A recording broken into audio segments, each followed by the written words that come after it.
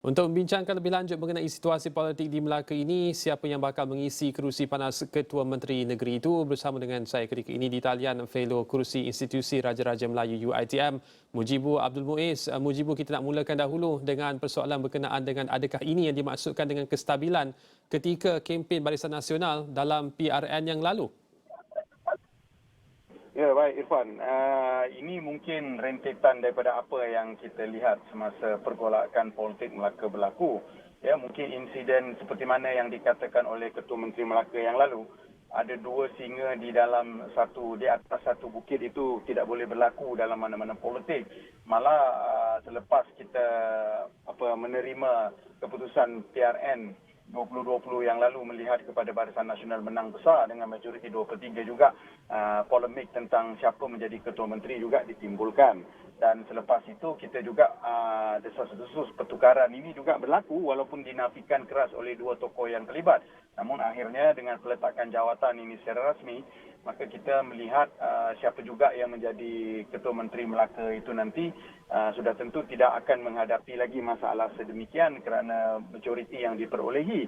Namun mungkin kita mesti melihat ini dalam konteks apabila Barisan Nasional Melaka tidak memperolehi keputusan yang baik dalam pilihan raya umum, dan sudah tentu kita akan melihat apakah bentuk kerajaan dan exco yang dilantik kemudian nanti akan menggambarkan apa yang kita anggap sebagai kerajaan perpaduan, mengambil kira pada ketika ini Barisan Nasional dan juga Pakatan Harapan sudah pun membentuk semacam kerjasama di peringkat pusat. Jadi ini mungkin menjadi isu yang lebih berat untuk diperhatikan berbanding siapa juga nanti yang akan menjadi Ketua Menteri baru Melaka. Pun begitu, walaupun inilah soal untuk mencerminkan apa yang berlaku di peringkat persekutuan kepada kerajaan negeri Melaka, tidakkah itu keterlaluan sehingga melibatkan peralihan ataupun transisi ketua menterinya hanya semata-mata untuk mencerminkan sekali lagi kerajaan persekutuan kepada kerajaan negeri, Mujibu?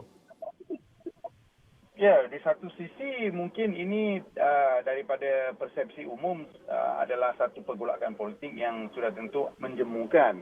Ya, namun kalau kita melihat daripada kerangka yang lebih luas, ya, kalau ini mampu untuk menimbulkan kestabilan politik dan juga membolehkan mereka-mereka yang memegang kuasa di negeri itu merasakan lebih stabil dan juga tidak ada kebimbangan untuk meneruskan tugas, ya ini sudah tentu baik untuk negeri Melaka, memandangkan saya rasa isunya mungkin isu kepimpinan dan juga isu politik dalaman. Kalau kita mengatakan kestabilan disebabkan tidak memiliki majoriti dan sebagainya, itu sudah tidak lagi timbul memandangkan kita tahu keputusannya dan majoriti yang diperoleh Barisan Nasional itu amat solid.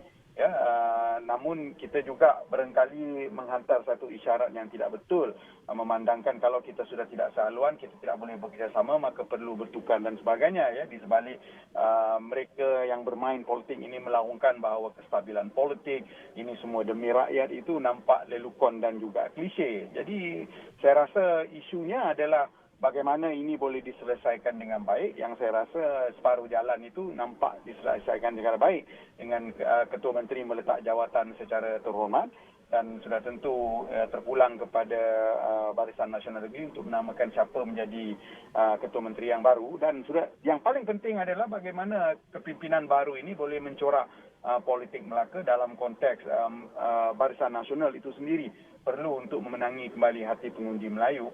Walaupun tidak berhadapan dengan pilihan raya negeri, tetapi apa yang berlaku di dalam konteks Barisan Nasional Negeri Melaka mungkin memberi impak yang positif dan spill over kepada pilihan raya negeri yang bakal berlaku di negeri-negeri lain.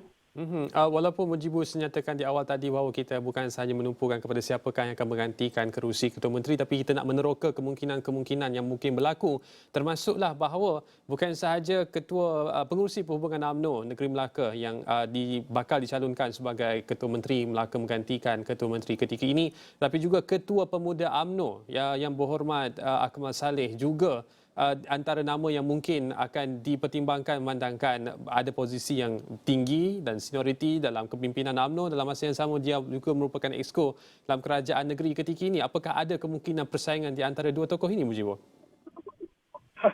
Ini barangkali kalau kita bertanya kepada mereka yang neutral, mungkin mau melihat kepimpinan negeri dipimpin oleh mereka yang baru dan segar, dan sudah tentu adun merlimau, YB Dr. Akmal ini menjadi sosok yang paling menarik untuk dikaitkan dengan jawatan tersebut, memandangkan populariti dan track record beliau sebagai adun dan juga sebagai ahli UMNO sebelum ini begitu cemerlang bagi saya. Namun saya tidak melihat ini boleh berlaku, memandangkan isu yang terkait dengan Ketua Menteri ini adalah isu yang kita katakan sebelum tadi, Irfan, tidak boleh ada dua singa di atas satu bukit. Dan sudah tentu kita bercakap dalam konteks politik di Melaka, ini mungkin perkaitan di antara pengurusi perhubungan UMNO negeri dan juga bekas Ketua Menteri yang lalu.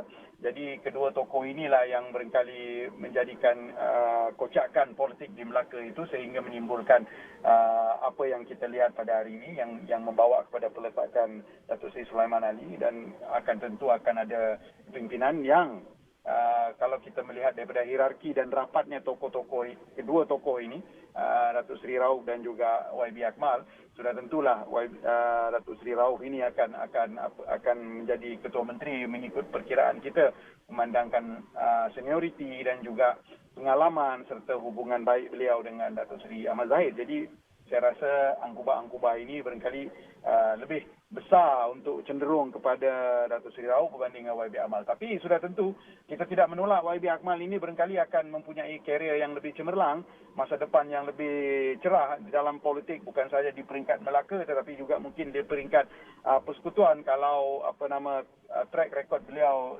semakin terbukti, dan juga bagaimana selepas memenangi pemilihan sayap di peringkat parti pusat, barangkali akan memberikan beliau lonjakan yang lebih baik, maka mungkin menjadi pelapis pemimpin, bukan saja mungkin bakal Ketua Menteri Melaka yang akan datang, tapi juga mungkin pemimpin-pemimpin di peringkat pusat. Ini kita tidak tahu, Irfan.